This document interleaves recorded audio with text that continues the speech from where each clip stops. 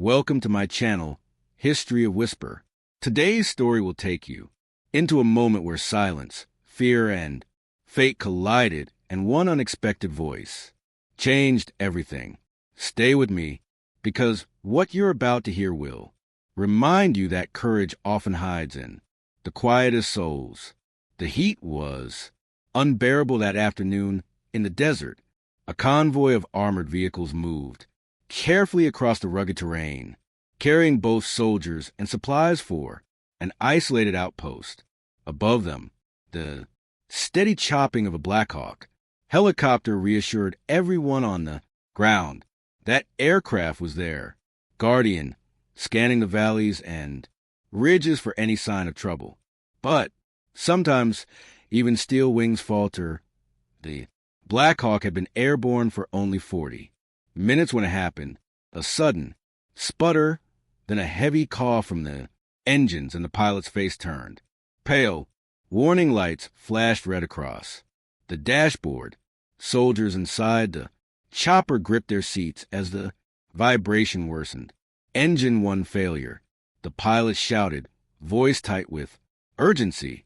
Attempting restart negative. Response. The commander in charge, a hardened officer with decades of combat, behind him, leaned forward. He knew what this meant. A crippled Black Hawk in enemy territory with a full crew and cargo. Time was against them.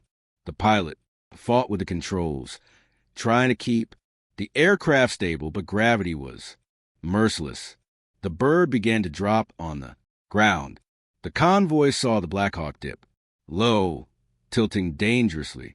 Radios erupted with panic when they finally managed a rough emergency landing in the desert. Thus, relief was short-lived. The chopper was stranded, its engines silent, and the outpost was still miles away. Worse, intelligence reports warned of hostile fighters in the area. They had little time before they were spotted. The commander gathered everyone around, tension cutting through the air like a blade. We need the helicopter back in the sky, he said firmly. We can't defend both the convoy and a grounded bird. If the enemy captures this, it's not just a setback, it's a disaster. But the problem was clear. The pilot was shaken, his co-pilot, injured during the rough landing.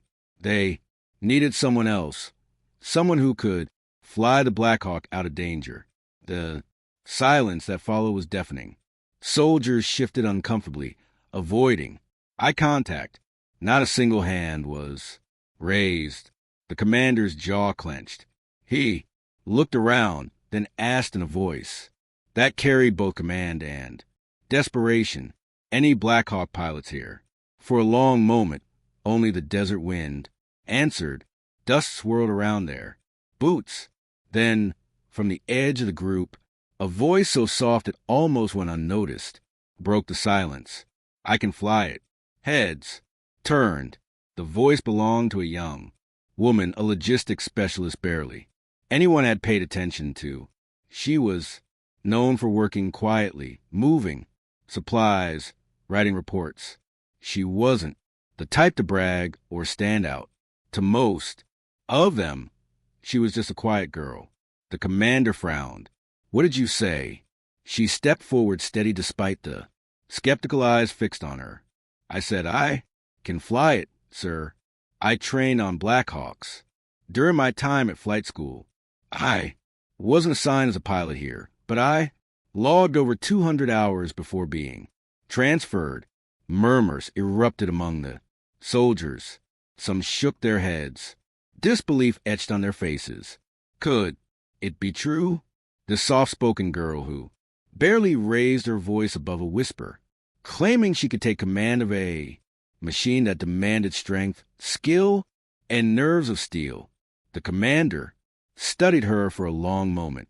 In his eyes was the weight of responsibility, not just for the mission, but for every soul standing there. "If you fail," he said quietly, "we all fail." Her answer was simple. "Then I won't fail."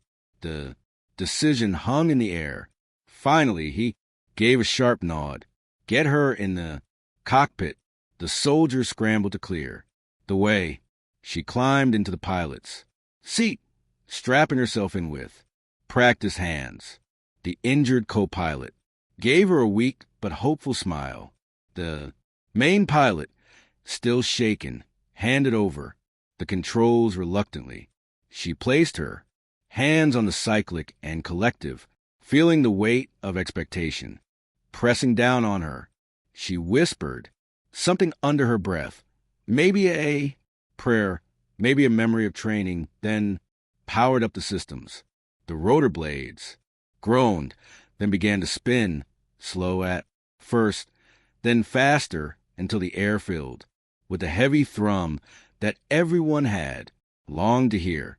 But starting the helicopter was only the first step, flying a damaged bird with one engine, unreliable across hostile territory. That was something else entirely. Dust and sand kicked up violently as the Black Hawk lifted from the ground. Soldiers shielded their eyes, watching as the machine wavered, dipped, then steadied for a heartbeat.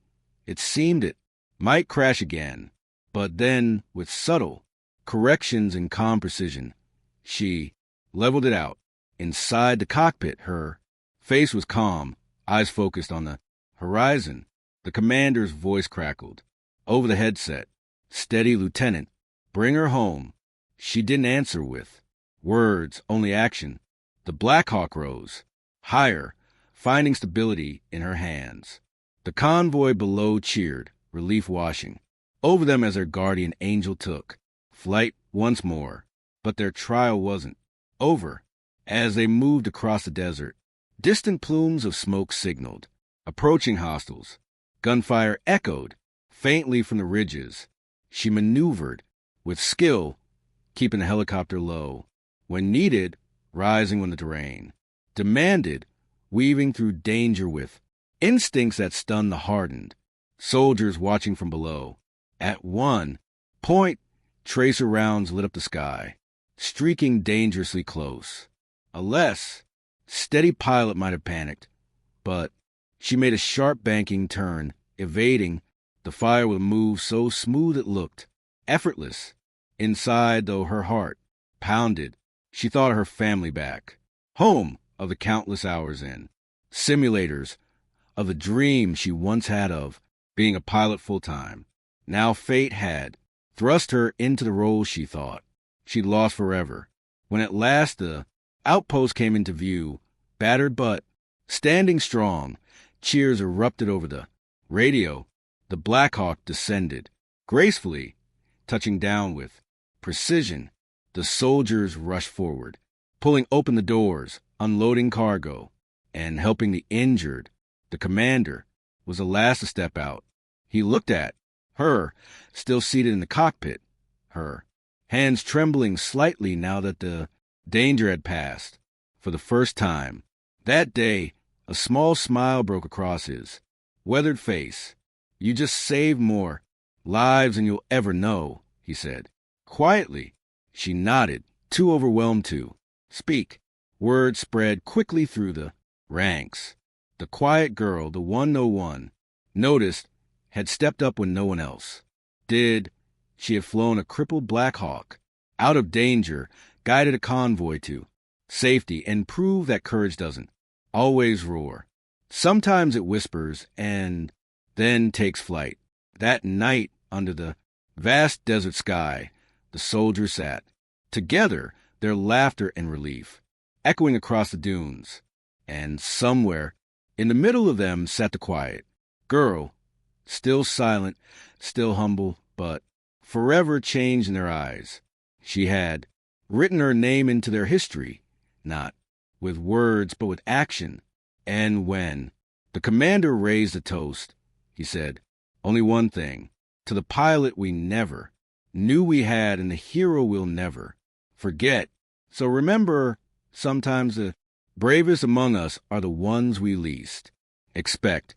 When everything seems lost, courage can rise from the quietest heart, and it can carry all of us to safety. Thank you for watching this story on History of Whisper. If you felt moved by it, don't forget to like, comment, and subscribe. Share it with someone who needs a reminder that heroes are often hidden in plain sight.